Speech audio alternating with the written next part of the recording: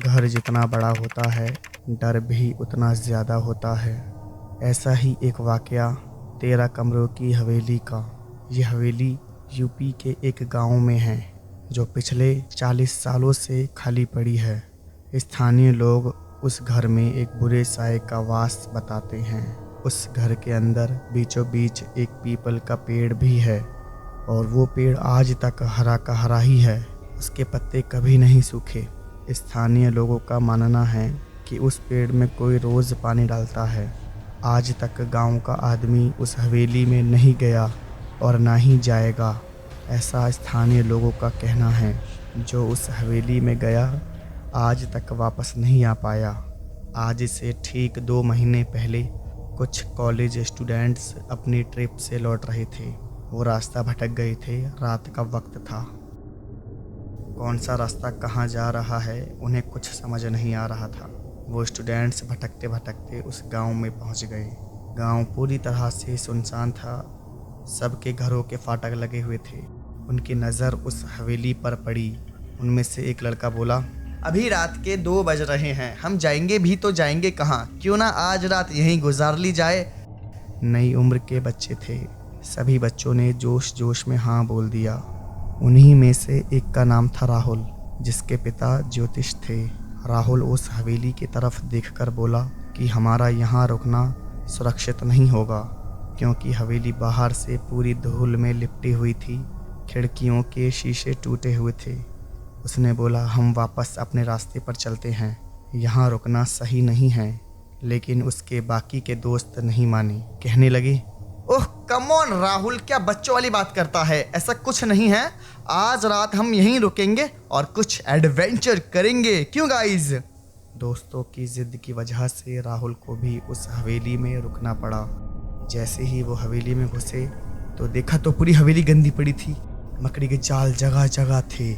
राहुल के 5 दोस्त बोलने लगे, गाइज चलो पूरी हवेली घूमते हैं, देखें कितने सारे कमरे हैं और जिसको जो कमरा पसंद आ जाए उसी में वो सो जाए।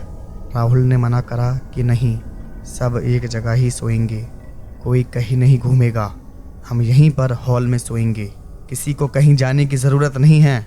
मुझे यहाँ कुछ ठीक नहीं लग रहा। राहुल के दोस्त जिद करने लगे कि नहीं यार, हम घूमेंगे। राहुल ने बोला, अगर तुम अपनी जिद पर अड़े रहोगे तो मैं चला जाऊंगा यहाँ से, फिर तुम अकेले ही रहना यहाँ पर। फिर राहुल के दोस्तों ने बोला, चल ठीक है यार, जैसी तेरी मर्जी। और एक छोटी सी जगह को साफ करके सारे दोस्त सो गए। लेकिन वो सारे दोस्त इंतज़ार कर रहे थे कि कब राहुल सोए और हम पूरी हवेली को घूमें। जैसे ही राहुल सो गया, वो सारे दोस्त बिना आवाज़ करे चुपचाप उठे और वो 5 दोस्त पूरी हवेली में घूमने लगे। देखते ही देखते वो 5 दोस्त अलग अलग हो गए। हवेली इतनी बड़ी थी, जो एक बार जहाँ गया वो उस रास्ते से वापस नहीं आया। कैसी भी आवाज़ कहीं से नहीं आई। जैसे ही सुबह हुई, राहुल की आंख खुली तो उसने देखा कि उसके 5 दोस्त उसके पास नहीं हैं। उसे लगा कि वो बाहर चले गए होंगे। लेकिन जब वो बाहर आया, गाड़ी के पास देखा तो वहाँ दूर दूर तक कोई नहीं था। उसका एक भी दोस्त उसको दिखाई नहीं दे रहा था, सिवाय गांव वालों के। उनकी गाड़ी को देख पूरे गांव में शोर मच गया। पूरा गांव हवेली के बाहर इकट्ठा हो गया। बोलने लगा, बाहर आ जाओ बच्चे, वहाँ हवेली के पास मत खड़े हो, बाहर आ जाओ। लेकिन राहुल अपने दोस्तों को लेकर परेशान था। राहुल गांव वालों से पूछने लगा, अंकल अंकल अंकल, आपने मेरे 5 दोस्तों को देखा है? गांव वाले बोलने लगे, कौन दोस्त, कैसे दोस्त? राहुल ने गांव वालों को पूरा वाकया बताया कि हम यहाँ रात को रुके थे और हम 6 लोग थे, लेकिन अब मेरे 5 दोस्त मुझे नहीं मिल रहे हैं।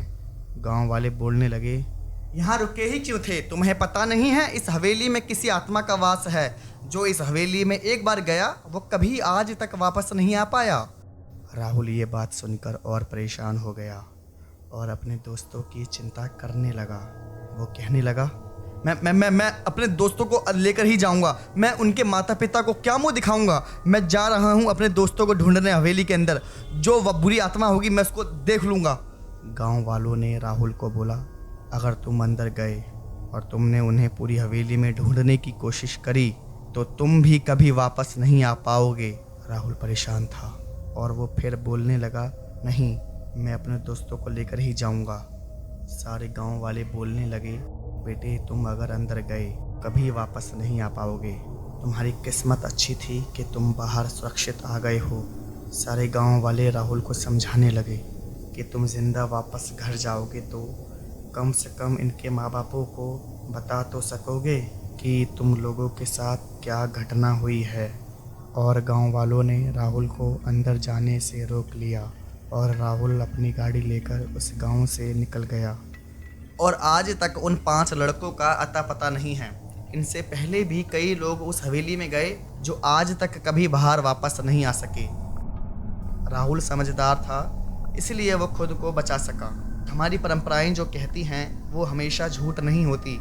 मिलेंगे अगली कहानी में, जब तक के लिए आदाब। डरता है बंदया, सब कुछ तो है तेरा, तेरा है ये जहां। केबीसी में करोड़पति बनने का सपना देखना और दिल्ली में लक्ष्मी नगर की गलियों में से इनोवा निकल जाए, ऐसा कोई अनुमान लगाना, दोनों पर ही कोशिश करना बेकार है जी। साकर अब ना तू पर रुको 1 मिनट यार, एक बात और बोलनी है मुझे। और दिल्ली की हवा में से प्रदूषण खत्म हो जाए, ऐसी कोई उम्मीद करना बेकार है जी। भूल जाओ, छोड़ दो, जी लो, जी लो। कुछ ऐसा हुआ है, ये रास्ते पुकारे, मंजिल ये नए हैं, उड़ जा रे परिंदे, पलके ना झुका रे।